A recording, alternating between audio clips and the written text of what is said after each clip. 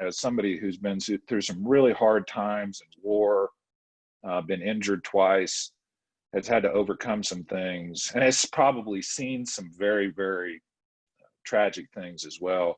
What are you telling people now that you work with about how we can deal with these times that are, this pandemic is so big, it affects literally everybody in the world. There's so much uncertainty. Then we have the protests, we have the economy, and it's just a real hard time for people. There's a concept of resilience that you and I have both kind of referred back to. And I think by the definition of resilience, it's essentially returning to a shape that you've already been in, right? And whether that's recovering from an injury or the loss of a loved one.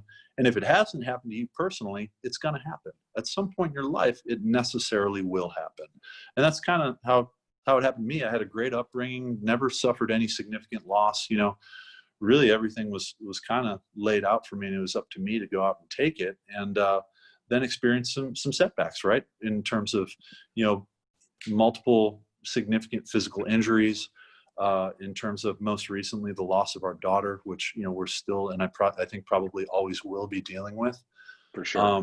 And so there's a concept of resilience that we will get through this. And with the initial injury to my hands, again, it was one that promoted in me the understanding that, hey, none of this is going to get better unless I make it better.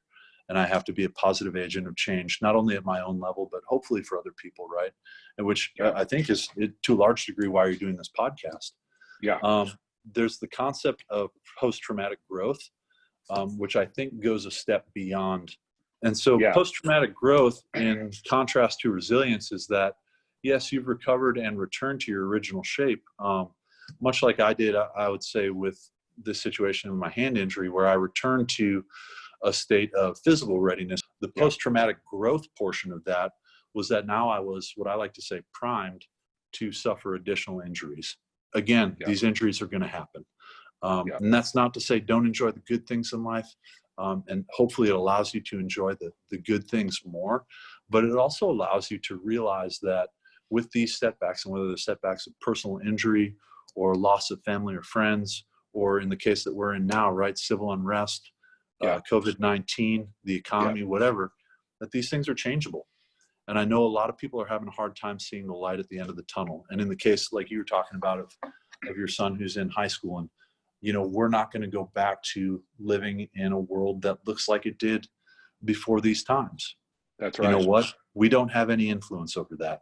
What we do have influence over is to do the things that we can do to the best of our ability. Find those things that turn your wheel. Recognize that things are going to change. Even after the COVID-19 thing is kind of washed through and we are living whatever the new normal is, guess what? That new normal isn't going to be our new normal forever either. There's going to be something else that changes either us as humankind or you personally as an individual.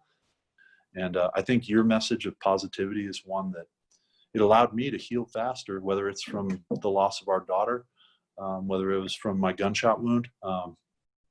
A positive mental attitude has played a significant and I think very measurable role. And I think with the realization that, the old saying, this too shall pass.